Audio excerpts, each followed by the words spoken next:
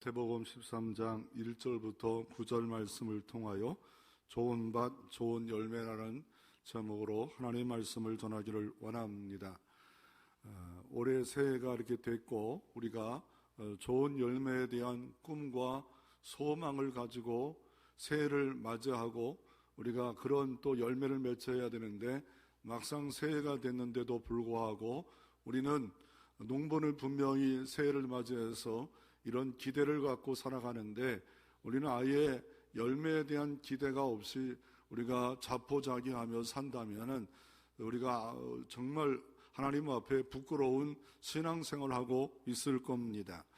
우리가 비록 실패했고 비록 우리가 부족한 작년을 보냈을지라도 올해 다시 한번 꿈을 가지고 비전을 가지고 하나님이 주시는 비전을 갖고 우리가 새해를 맞이해야 되는데 좋은 밭이 되어 좋은 열매를 맺어지는 그런 하나님의 기대에 걸맞는 우리가 열매를 맺을 필요가 있습니다. 그런 한 분을 소개하기를 원하는데 존 뉴턴이라는 사람이었습니다. 이 사람은 1725년에 태어나서 1807년에 돌아가셨던 신앙인이요 목사님이었는데 이분은 어떤 분이었습니까? 어렸을 때 어머니가 신앙이 좋아서 날마다 말씀을 가르치면서 유복하게 컸습니다. 그러나 7살에 어머니가 갑자기 돌아가심으로 말미암아 어려움을 다쳤고 15세까지 질풍노도의 청소년기를 만나서 노예의 손에 가서 일을 하는 일로 전락이 됐습니다. 머리도 좋았고 공부도 잘했고 이랬지만 그 마음의 이 쓸쓸함, 외로움을 이기지 못해서 노예선에서 일을 했습니다. 결국 아버지가 해군에 입대하게 만들었고 해군에서 견디지 못합니다. 해군의 규칙적 삶에 이건 견딜 수가 없어 탈영을 해가지고 이렇게 또 잡혀 들어가서 함장이 이 뉴턴을 보니까 너무 나빠요. 그래가지고 결국 팔아먹는 일들이 있었습니다. 노예가 되어버립니다. 섬에 가서 1년 반, 2년 동안 노예가 되어서 어마어마하게 어려운 일을 겪다가 탈옥을 합니다. 그리고 나와서 내가 무엇을 하고 살까라고 하다가 자기도 노예선 선장이 되어버립니다. 그래가지고 아프리카에 있는 정말 불쌍한 사람들을 팔아다가 인신매매하여서 부자가 되어집니다. 그러나 어느 날 그냥 하나님이 두고 보시지 않았고 그 배가 완전히 깨어지기 직전, 죽음 직전에 그제서야 어머니가 말씀했던 생각이 납니다. 하나님께 기도합니다. 살려주시면 아버지 뜻대로 살기를 원합니다. 아버지 원하시는 삶을 살기를 원합니다. 이렇게 기도하고 굴사일생으로 살아납니다. 그리고 나서 나중에 성공의 목사도 되고 노예 해방을 하는데 윌리퍼스를 도와서 노예 해방을 하는 영국의 귀한 성공의 목사님으로 인정받는 목사님으로 마지막 삶을 이렇게 살았던 사람이 존 뉴턴입니다.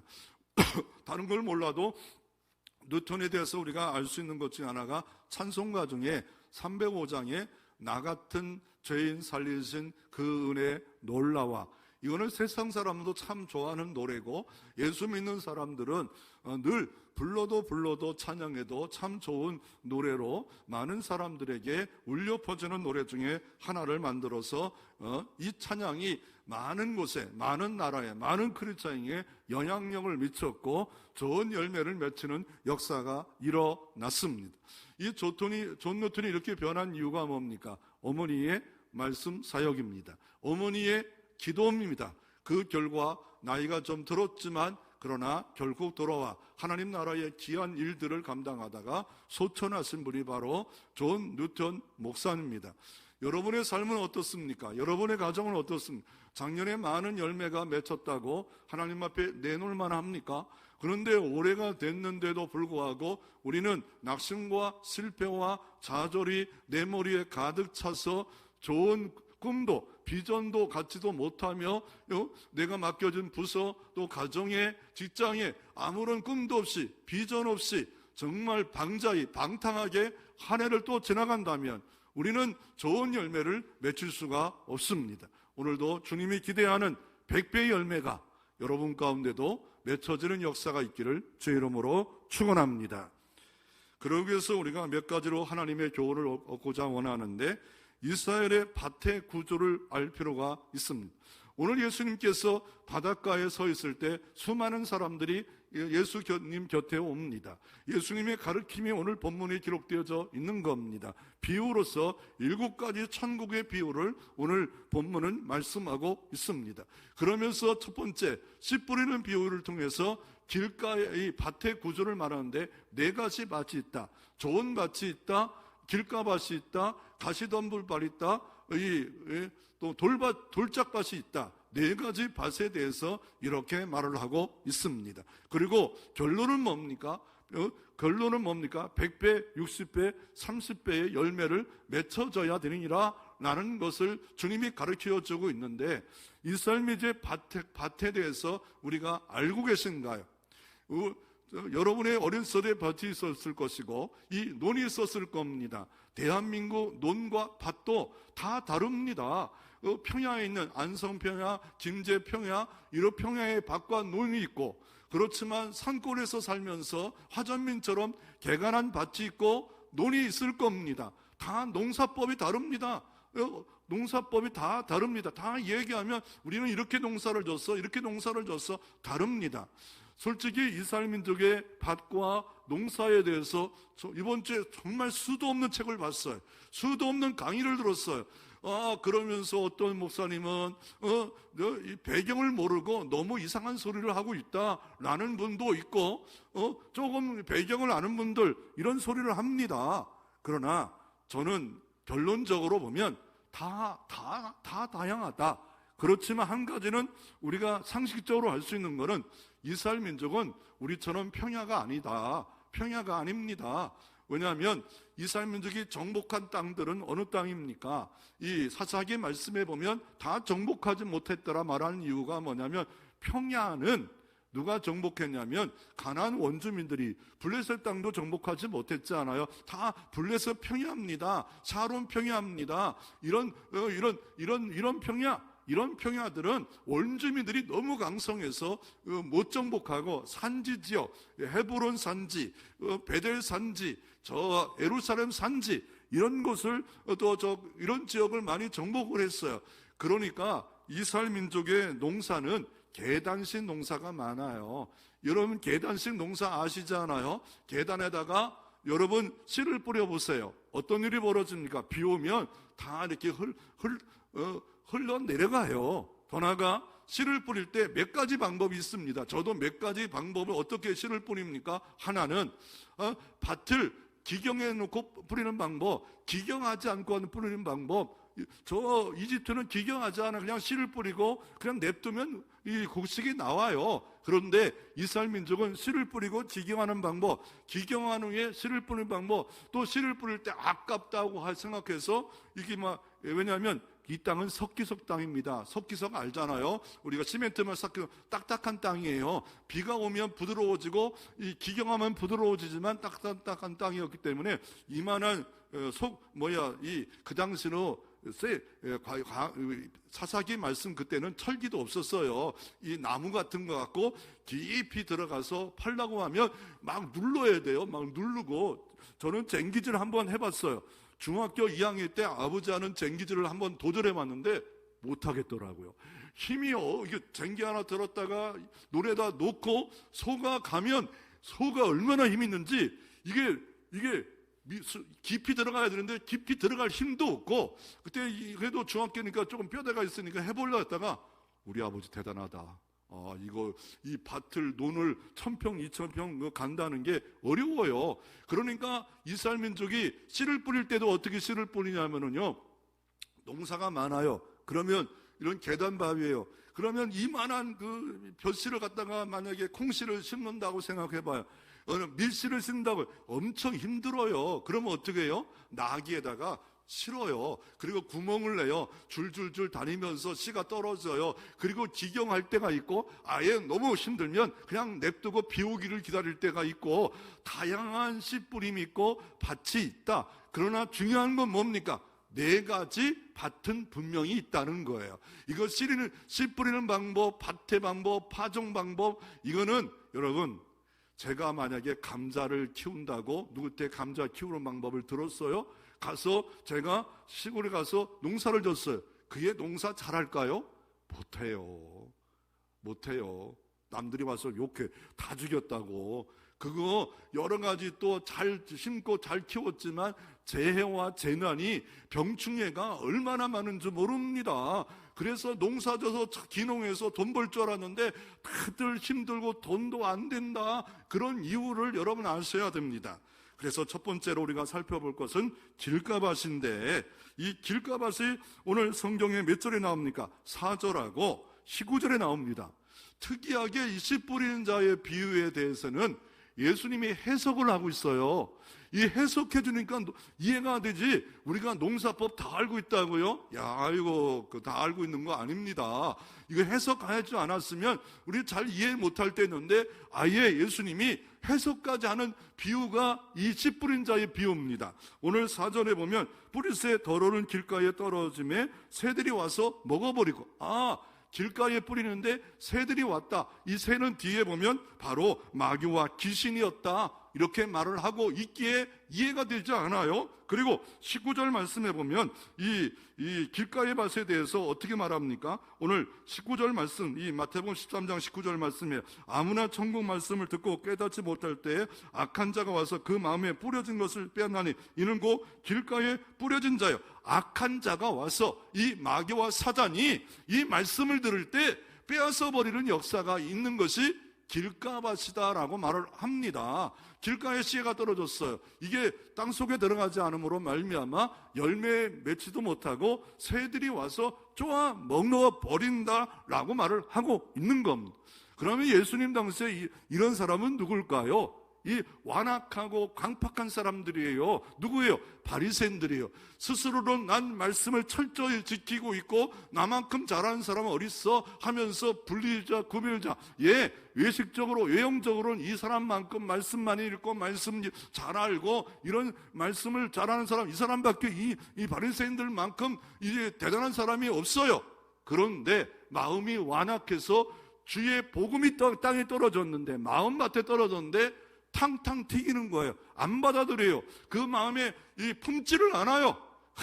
율법에 말도 안 돼. 갈릴리 촌놈 그 사람이 복음이라고 말도 안 돼. 그 갈릴리 선한 거 말도 안 돼. 베들레헴 탄생했다고 이거 족보도 없는 것 이러면서 너 율법도 잘 알지도 못하면서 예수 그리스도의 복음에 대해서 거절해 버려요. 그러니까 들었긴 들었지만 사단이 와서 다 쪼아버리는 역사가, 우리가 복음 전도하면 알아요. 길가 같은 사람이 있고 잘 익은 감처럼 조금만 얘기했는데도 교회 갈게, 예수 믿을게, 교회 왔는데 교회가 너무 좋아요. 이런 사람들이 있어요. 두 번째, 돌짝밭이 있다 말합니다. 5절에 보면 돌짝밭이 더러는 흙이 얇아 돌밭에 떨어짐에 흙이 깊지 않으므로 곧 싹이 나오나 해가 도는 에 타서 뿌리가 없어서 말랐고, 이 흙이 얕다는 거예요. 돌밭이라는 것은 돌이 둥성둥성 있다는 것이 아니라 원어에 보면 아예 석기석 땅이기 때문에 그 안에는 딱딱해서 돌처럼 굳어져 있다는 거예요. 돌이 아직 깔려 있는 것처럼.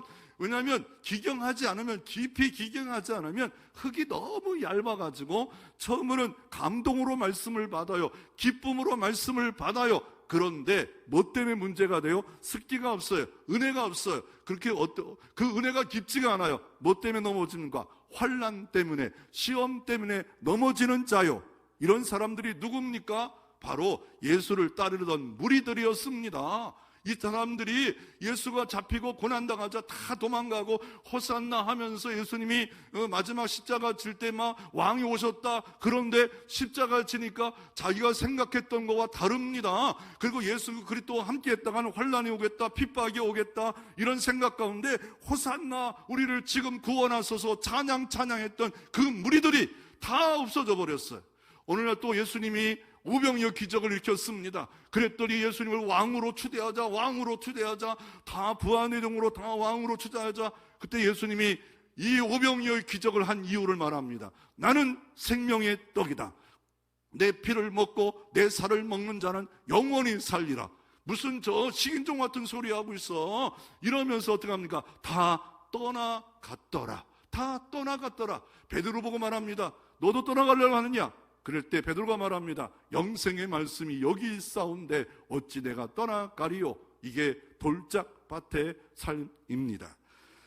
돌아가 세 번째, 가시떨기 밭에 대해서 7절, 22절 이렇게 말씀하고 있는 것을 볼 수가 있습니다. 7절에 보면 어떻게 말합니까? 더러는 가시떨기 위에 떨어짐에 가시가 자라서 기운이 막았고, 아, 가시가 있구나. 자연스럽게 계단식 밭이라면 농사를 잘 안 짓고 이렇게 하면 그 가시가 나오죠. 잡초가 엉겅퀴와 가시 더블이 나와서 이게 조금 자라다가 그 잡초와 그 가시 때문에 자라나지 못함으로 말미암아 열매를 맺지 못하는데, 그것을 22절에 보면 어떤 것입니까? 바로 세상의 염려입니다. 또한 재물의 유혹에 말씀이 막혀, 말씀이 들어가, 말씀을 간직하고, 말씀을 품고, 말씀이 묵상되고, 말씀이 내재화되고, 말씀이 나를 작동하기까지 이루어져야 되는데, 그렇지 못하도록 이게 말씀이 막혀버렸어요. 들어오긴 들어왔는데 말씀이 뭐 때문에? 돈 때문에. 충성하라, 온전히 11조 드려라, 하나님 앞에 헌신하라. 아유, 나 싫어. 그거 뭐 그렇게 해. 여러 가지 새 헌금을 드려라. 축하하려 하나님께 감사하라. 나 싫어. 내 멋대로 살래. 이러면서 점점 하나님을 등지고, 말씀을 등지고 살아가는 삶이 있을 수 있다라고 말하고 있습니다. 그리고 더 나아가 이 가시 비유를, 이 가시가 왜 생기냐면요, 로마 시대에도 이런 법이 있어요.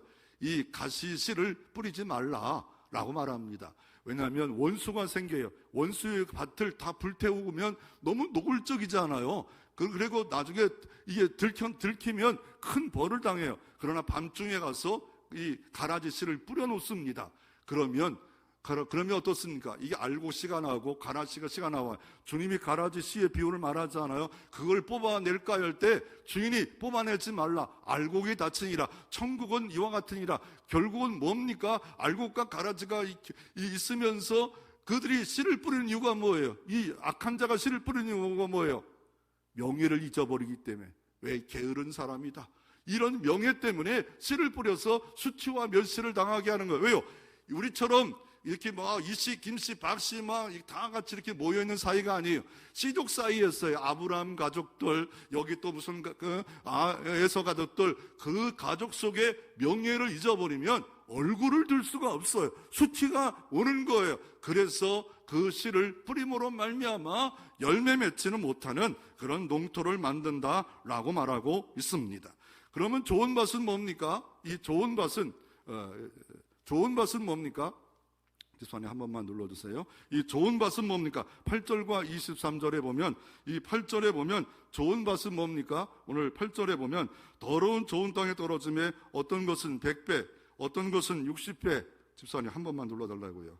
60배, 어떤 것은 30배 결실을 맺혔느니라. 더러운 좋은 땅에 떨어짐에 어떤 것은 100배, 어떤 것은 60배, 어떤 것은 30배의 결실을 맺혔느니라. 이렇게 말하잖아요. 좋은 땅에 떨어질 때 좋은 땅에 떨어진다. 이 좋은 땅이 뭐예요? 좋은 땅. 23절에 말씀해 보니까 좋은 땅에 뿌려졌던 것은 말씀을 듣고 깨닫는 자니 결실하여 어떤 것은 100배, 어떤 것은 60배, 어떤 것은 30배가 되니라.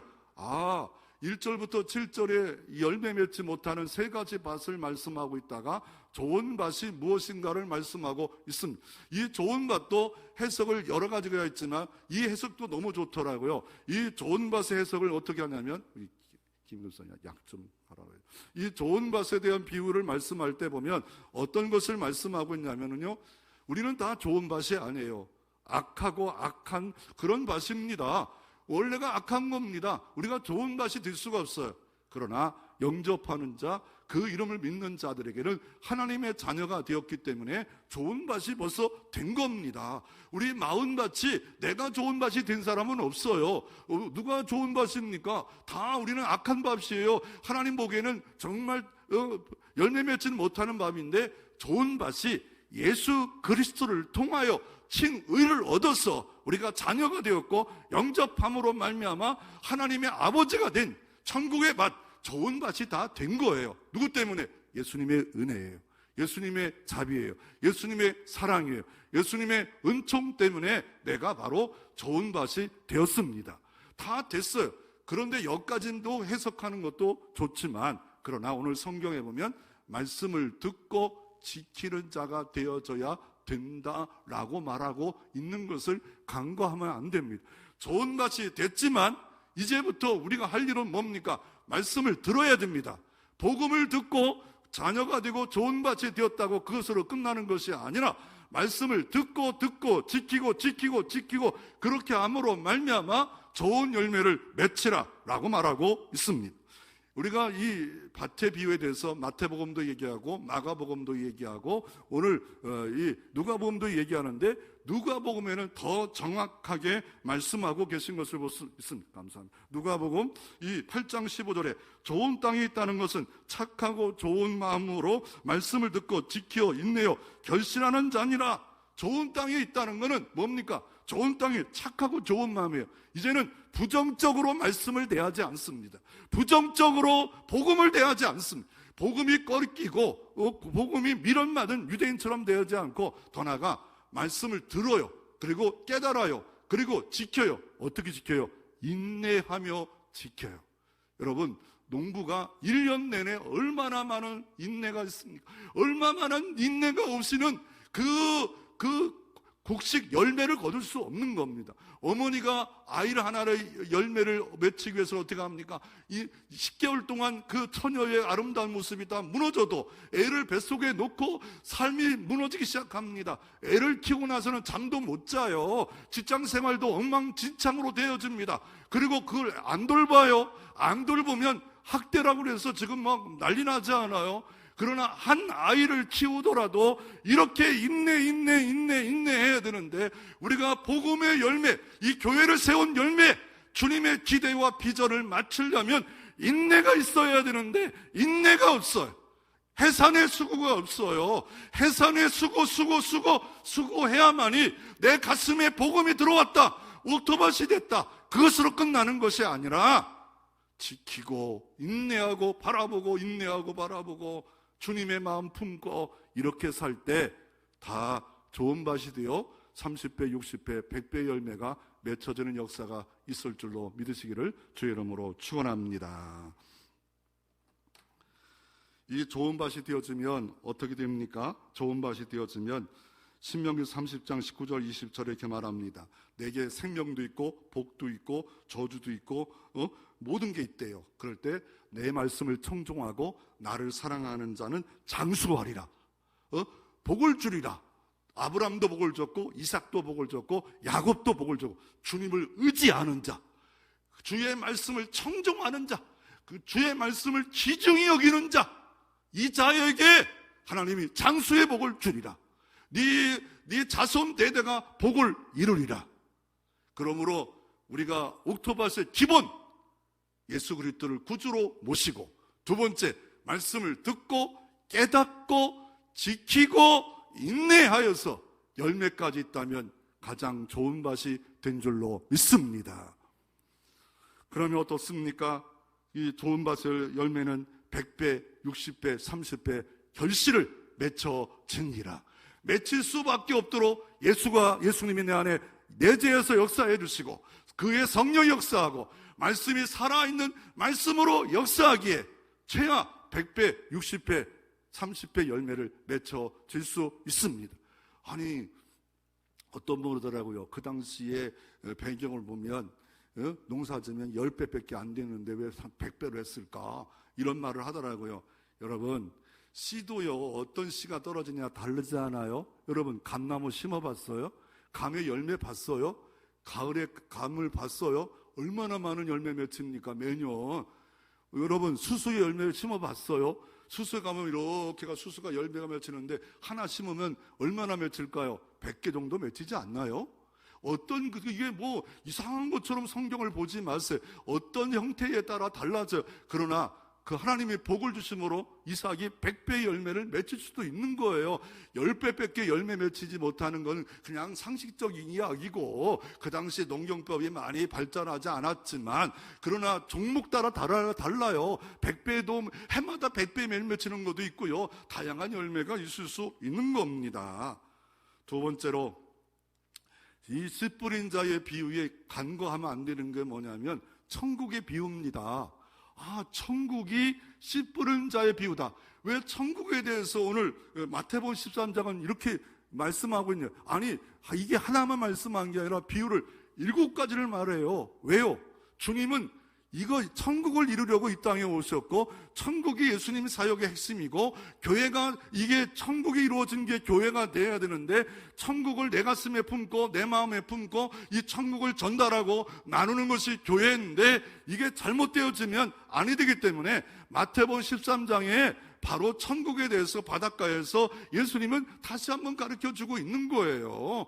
예수님의 주 사역이 이거다. 그리고 너희는 내 머리로 삼고 있다면 주 사역이 천국 복음 사역으로 네 삶이 전환되지 않으면 너는 제자가 될 수 없다, 일꾼이 될 수 없다라고 말하고 있는 겁니다. 그래서 히브리서는 11장은 믿음장, 고린도서 15장은 부활장, 마태복음 13장은 뭡니까? 천국장이에요. 먹는 천국장이 아니고요, 하나님 나라 장이라고 말하고 있습니다. 여기서 질문할 게 뭡니까? 씨 뿌린 사람은 누굽니까? 37절에 보면 38절에 인자래요. 씨를 뿌리는 자가 우리가 아니었어요. 인자가 천국의 복음의 씨를 뿌리는데 바리새인처럼 이 예수님 당시에 무리처럼 받지 말라는 거예요. 그러면 우리가 대신해서 이제 씨를 뿌리잖아요. 두 번째로, 4가지 밭은 뭡니까? 우리의 마음이래요. 우리가 3가지 마음은 되면 안 된다는 거예요. 복음을 받아들이고 말씀을 듣고 청종하고 인내하며 지킬 때 옥토바스로 계속 열매를 맺혀지는데, 우리는 복음도 안 받아들이고 그리고 인내도 없고 지키는 것도 없고, 그러면 열매에 맺힐 수가 없다라고 말을 하고 있는 겁니다. 그래서 우리가 1차적으로 복음, 이게 씨입니다. 베드로전서 1장 23절에 이렇게 말합니다. 너희가 거듭난 것은 썩어질 씨로 된 것이 아니라 썩지 않을 씨로 된 것이니 살아있는, 항상 있는 하나님 말씀으로 되어졌느니라.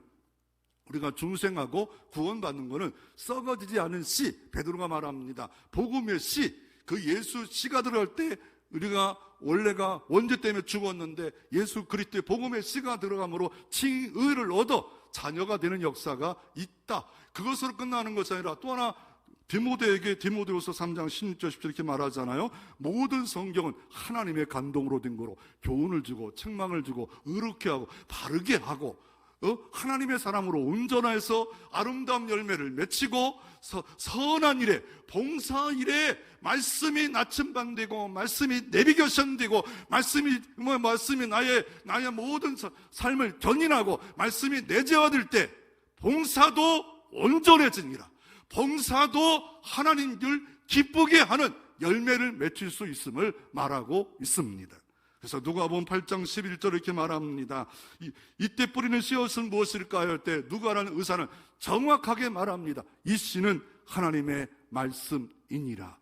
그냥 농부의 비유를 하면서만 예수님이 씨를 뿌린다, 복음의 씨를 뿌린다, 영접하면 자녀가 되고 이 살아있는 감동의 말씀을 먹고 내 말씀이 내재화되고 말씀이 내 뇌리를 작동시키고, 그러면 이 말씀의 능력을 통하여 하나님의 사람으로 온전해지고 선한 봉사하는 일도 온전해지고, 더 나아가 열매 맺히는데 100배, 60배, 30배, 마가는 30배, 60배, 100배, 누가는 100배의 열매를 맺히니라.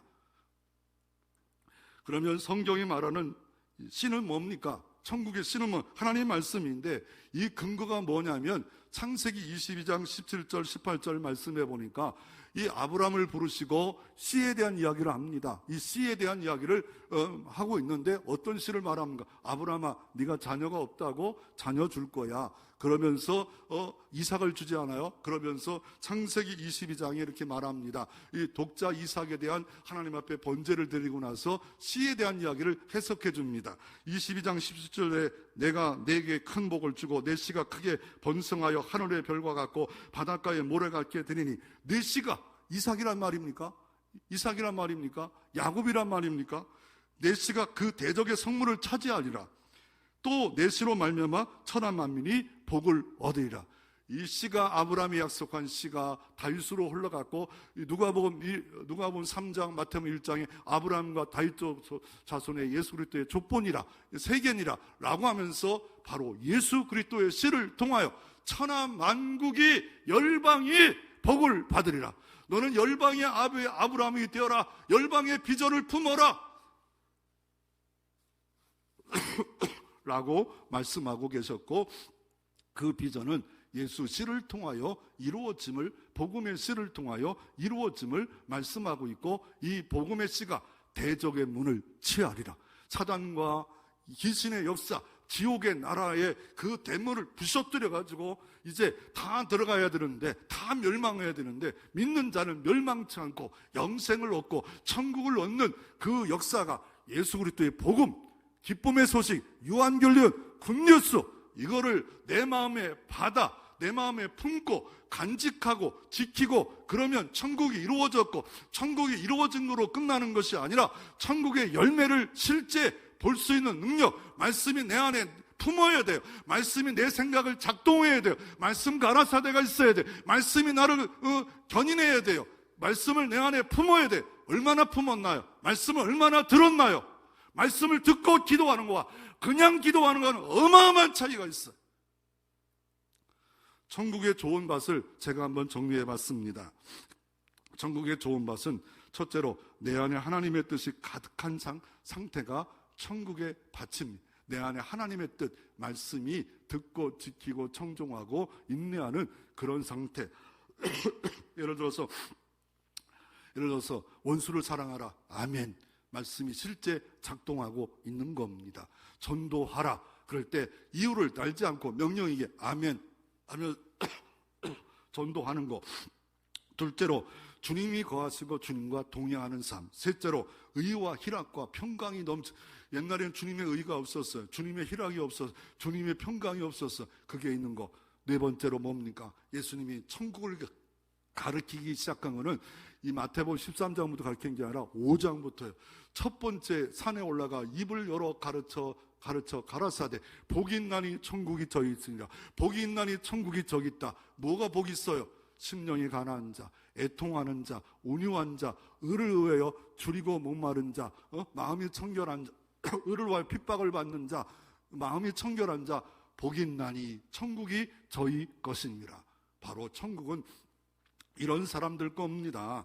그래서 이 천국을 도표로 보면 이 도표를 발견한 사람은 대단한 겁니다. 신약에 하나님 나라를 공부할 때면 어마어마한 책들이 있어요. 이 책들 중에 딱 정리하면 이거예요.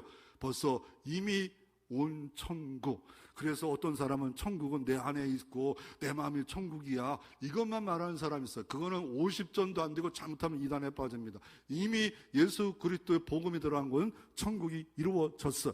아직 오지 않을 재림하실 주님 이후에 새 하늘과 새 땅, 새 예루살렘, 이곳 이게 바로 아직 오지 않아. 이미와 아직 이게 바로 천국에서 꼭 알아야 됩니다. 그리고 천국이라는 것은 뭡니까? 하나님이 통치하는 곳이다. 천국은 오직 하나님 통치하는 곳이고, 이 땅에는 공존하고 있어요. 사단이 공중권세 잡고 자꾸 악한 씨를 뿌려, 악한 마음을 뿌려 말씀을 듣지 못하게 하고, 말씀을 지키지 못하게 하고, 말씀을 청종하지 못하게 하고, 말씀을 더 받지 못하게 만드는 역사가 계속 이어지겠다라고 주님은 천국 비유의 첫 번째 이 말씀을 하고 있는 겁니다. 이 천국이 바로 예수님의 주된 사역이었습니다. 마태복음 4장 23절에 두루 다니시면서 천국 복음을 전파하셨니. 마가복음도 갈릴리부터 모든 곳에 하나님 나라의 복음을 증거했고, 회개하라, 복음을 믿으라. 바로 회개하는 마음, 묵은 땅을 기경할 때 진짜 바로 좋은 땅이 될 수 있음을 말하고 있고, 누가도 이렇게 말하면 하나님 나라를 볼 수 있는 거냐, 너희 안에 벌써 이미 왔느니라. 이미 왔네. 여기서 이미가 온 거예요. 이미 왔어. 내 안에 주님의 의가 있어요. 주님 아까 존노천처럼 나 같은 죄인 은혜 너무 내가 천국 백성 된 거 너무 놀랍다. 뉴턴이 이런 말을 해서 천국 가면 깜짝 놀랄 것이, 늘 설교했던 것이 뭐냐면, 야, 올 사람이 안 왔다는 거예요. 두 번째로 또 안 올 사람이 왔다는 거예요. 세 번째 진짜 깜짝 놀랄 것이 뭐냐면 나 같은 뉴턴이 천국에 입성해 있다는 게 놀랐다. 이미 내 마음에 천국이 이루어지고 아직 오지 않을 천국이, 내가 죽는 순간에 낙원에 벌써 가 있는 거예요. 그러나 주님이 백보자 심판과 함께 나팔 소리와 함께 다시 오셔서 새하늘 새 땅, 이 땅의 영원한 영생으로 왕으로 탈 것에 대해서 우리가 소망하며 비전을 품고 그럴 때 상급을 주시는 역사가 있겠다라는 것이 바로 예수님의 주된 사역이었습니다. 이 사역을 누구에게 맡겼는가요? 예수님이 승천하시면서 오직 성령이 임하시면 너희가 권능을 받아 예루살렘과 온 유대와 사마리아 땅까지로 내 증인이 되라. 교회에게 맡겼어요. 여러분에게 맡겼어요. 마태복음 28장 19절 20절에 너희는 가서 모든 족속으로 제자를 삼아라. 십자가 복음만을 붙잡지 말라. 제자 삼아라. 제자 되고, 제자 된다는 거예요. 말씀을 들어야 돼요. 말씀을 깨달아야 돼요. 그리고 청종해야 돼요. 인내하며 지켜 나를 변화시켜 주시옵소서. 이럴 때 좋은 밭이 될 수 있는 겁니다. 그러면 예수님이 왜 비유로 말씀합니까? 오늘 13장 1절 2절에 보면 비유로 말씀하셨다 말합니다. 이 비유는 시편 78편 2절에도 내가 입을 열어 비유로 베풀어 옛 비밀을 말말을 발표하리니 라고 예언된 대로 예수님이 비유로 거의 복음서 3분지를 비유로 말씀했어요. 이 비유란 말은 헬라어로 파라볼렌입니다. 파라는 말은 곁에, 볼렌 내어던지다. 그러니까 곁에 있는 걸 내어던지는, 농부가 씨를 뿌리는 것 같고 내어던지는 거예요. 포도나무가 자라는 것 같고 일상삶 같고 내어던지는 거예요. 그래서 일상의 삶을 가리키면서 복음의 도를, 천국의 도를 잘 깨닫기 위해서 이 복음을 증거하기 위해서 비유로 가르친 거예요. 비유로 가르쳤는데 어떤 분은 좀 더 이게 정말 대단한 분이고 다 좋았는데 비유를 허구다는 말을 합니다. 그래서 내가 너무 화가 나요. 처음 배울 때도 화가 나고 다시 마태복음을 들어가서 공부하다 보면 또 화가 나는 이유가 뭐냐면 허구란 말은 사기라는 말이에요. 비유가 50%는 실제, 50%는 사기다. 예를 들 때 이솝 이야기 같은 거 끄집어 냈다. 물론 그럴 수도 조금 있을 수는 있어요. 그러나 살아있는 하나님의 말씀으로, 모든 하나님의 말씀이라고 분명히 해석까지 하잖아요. 이것도 다 하나님의 말씀, 시도 하나님의 말씀, 모든 성경은 하나님의 말씀이라고 하는데 허구라는, 사기라는 말을 하면 성경 권위가 무너져 버려요. 예수님이 사기치면서 가르쳤대. 사기치며 가르친 거 아니에요. 그건 잘못된 거예요. 비유는 일상에 살면서 이렇게 좀 더 알기 위해서, 천국에 대한 설명하기 위해서 비유를, 왜요? 천국은 가보지 않았기 잘 모르기 때문에 천국이 이런 것이다 라고 가르쳤어요. 그런데 오늘 본문에 보면 마태복음 13장 14절 15절 비유에 대한 이야기를 다시 한번 말씀하면서 도대체 이해가 안 되는 말씀이 있어요. 이 말씀을, 비유의 말씀을 듣고 바르게 반응하는 사람 바로 있으면 좋겠다. 그러나 이 말씀을 듣고 완악한 자는 듣지도 말고 깨닫지도 말라, 돌이키지도 말라. 예수님이 이런 말씀을 한다는 것은 너무 진도적이잖아요. 저주적이잖아요. 이거를 뭐로 표현하냐면 이사야 6장 9절부터 10절의 배경을 갖고 있는 겁니다. 그래서 이사야 1장, 2장, 3장, 4장, 5장까지를 알아야 돼요. 이걸 알지 못하면 안 됩니다. 마음이 너무 딱딱해져가지고 완악해져가지고 어떻게 합니까? 너희가 황소를 드려도 안 받으신대요. 이러면서 마음이 딱딱하고 이런 사람들을 향해서 이 말씀, 너희들 회개하는 건 원치 않는데요.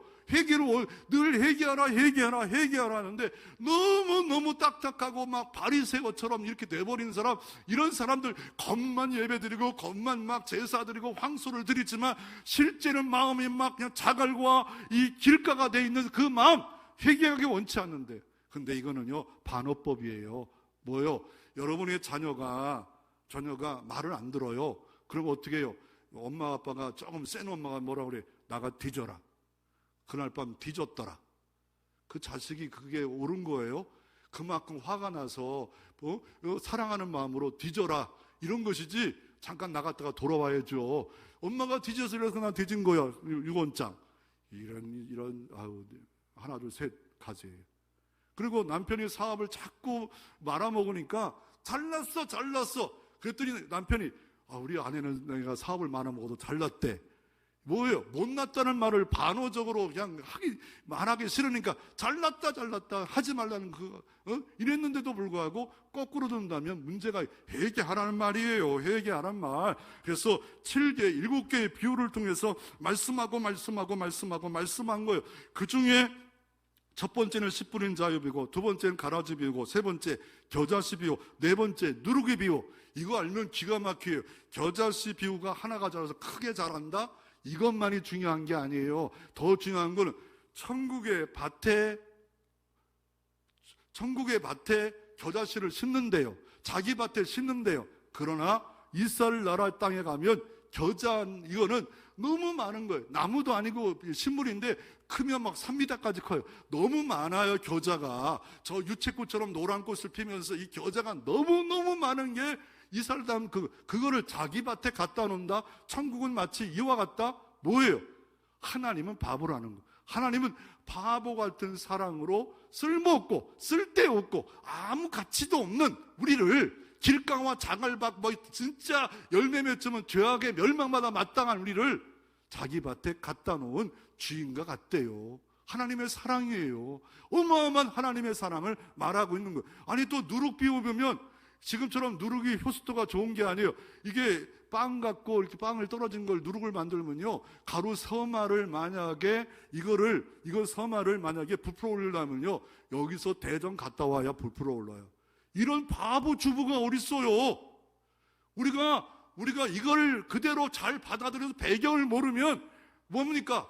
그만큼 하나님이 우리를 사랑하면서 기대하고 계신다는 거, 그런 의미로 주님이 말씀하고 있는 본래 의미. 그러니까 이거를 배경을 보고 이걸 알아듣지 못하는 사람은 영원히 알아듣지 못하고 딴 것만 생각할 수 있다는 겁니다.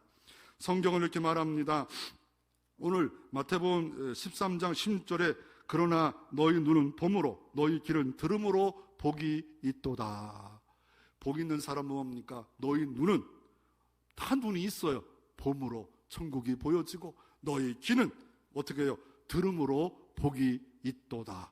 다 복 있는 사람 되어지기를 주의 이름으로 축원합니다. 세 번째로 좋은 열매를 맺히는 방법은 뭡니까? 구약의 호세아서 10장 12절에 너희 묵은 땅을 기경하라. 땅이 있다고 자랑하지 말라는 거예요. 지금이고 여호와를 찾을 때니 예배로 찾고 기도로 찾고 마침내 여호와께 오사 공의를 비처럼 내려주시라. 은혜의 비를 내려주시면 우리가 말씀을 듣고 지키고 인내하고 청종하지만 우리가 재앙이 오고 바이러스 오면 하루아침에 다 무너져요. 은혜의 비를 주시고 생명 싸게로 쌓아 주셔야 내 열매를 맺힌다라고 말하고 있는 겁니다. 요한복음 15장 4절부터 5절을 이렇게 말합니다. 내가 지금 떠난다고 두려워하지 말라. 나는 포도나무고 너희는 가지라. 내 안에 어느 장소에 있든지 네가 내 안에 있기만 하면, 내 말씀이 너희 안에 있기만 하면 가지가, 열매가 맺혀지지 않느냐. 그러므로 너희가 중요한 것은 복음이 내 안에 작동하고, 복음이 내 안에 내재하고, 복음이 내 안에 거주하고, 말씀이 내 안에 품고 내 안에 있을 시간이 있어요. 말씀이 있을 시간이 있어야 돼. 말씀이 내 안에 작동할 시간이 있어요. 말씀을 듣고 읽고 암송하고 연구하고 자꾸 하지 않으면, 쓰지 않으면 말씀이 내 안에 작동이 안 돼. 멈춰버려요. 이게 어떻게 하니까 말씀이 막혀버려요. 그러면 말씀이 안 들려와요. 깨달음도 없어요. 이렇게 말씀의 역사가 있는 옥토밭이 되었던 사람이 정태기 박사입니다. 한국에 와서 치유사역자로 목사님으로 유명한 분으로 살고 있는 분인데, 이분은 아버지에 대해 칭찬을 한 번도 못 받아가지고 마음에 이 상처, 우울증이 너무 많았어. 그러나 미국 유학 가서 수련회 가서 5개월 동안 자기의 돌밭을 부쉈대. 5개월 동안 치료받았더니 뻥 뚫리고 마음의 돌밭이 와장창 깨지고. 왜요? 왜 깨졌어? 예레미야 23장 29절 내 말이 불 같지 않느냐, 내 말이 불방망이 같지 않느냐. 말씀을 붙잡고 기도하고 말씀을 붙잡고 기도했더니 그 마음의 자갈이, 쓴뿌리가 악한 것이 뻥 뚫렸을 때 천국의 행복, 의와 희락과 평강이 넘쳐서 이 한국에 와서도 치유사역자로 헌신함으로 많은 사람을 치유하는 일에 지금도 도와주고 있습니다. 옆에 있는 분은 누굽니까? 한기정 박사입니다. 수원제일교회 다니시는 분인데 농촌진흥청에서 음식을 연구하는 사람이요. 거기서 음식을 연구해서 세계 최초로 이 사람이 발견하는 것이 뭐냐면 굳지 않은 떡이에요. 떡인데 굳지 않아요. 떡이 하루만 지나도 굳지 않아요. 굳지 않은 떡을 어떻게 발견합니까? 여기다 화학물질 넣습니까? 화학물질 넣자면 굳지 않을 수도 있어요. 안 넣고 천연적인 것을 통하여 이 오늘 본문의 말씀을 묵상하며 하나님 믿는 백성들은 100배, 60배, 30배 내 직장을 통해서도 이루어지기를 원합니다 하면서 무려 1600번의 시험을 거쳐 인내하고 그것을 발견하고, 그래서 그 돈이 얼마나 가치가 있냐면 1조 3천억 원이에요. 입도 안 벌어지죠.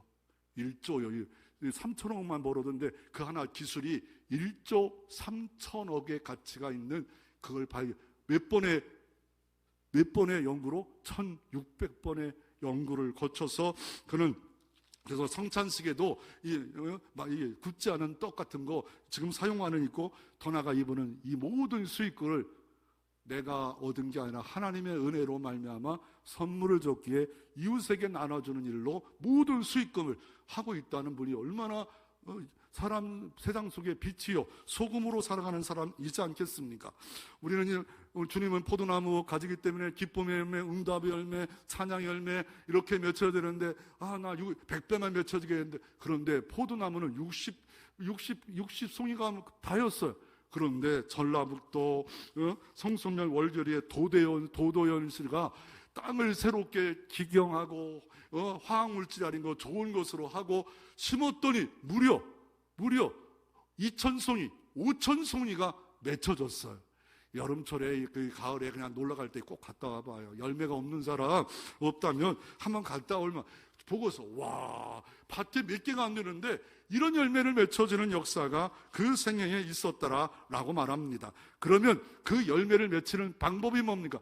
주님 내 안에, 말씀이 내 안에 거해야 됩니다. 이거를 수레바퀴 예화로 내비게이터에서는 말합니다. 예수님을 중심으로 해서 말씀 생활, 기도 생활, 전도 생활, 예배 생활을 늘 틀을 튼튼하게 강하게 하고, 바뀌는 순종의 생활, 말씀을 듣고 깨닫고 지키고 인내하는 생활을 통하여 열매를 맺혀지는 삶이 있다라고 말을 하고 있습니다. 말씀을 듣겠습니까? 염려가 없습니까? 빌립보 4장 6절 7절 두려움이 없습니까? 이사야 43장 2절 두려워 말라, 나는 너의 오른손으로 너는 내 자녀다, 내 것이다, 내 백성이다. 이런 말씀 딱 붙잡고 두려움이 오고 염려가 올 때마다 주님 믿습니다, 열매 맺혀주시고 은총을 베풀어 주시옵소서. 그럴 때 우리의 삶에도 하나님의 열매가 주렁주렁 맺혀지는 역사가 있기를 주의 이름으로 축원합니다. 찬양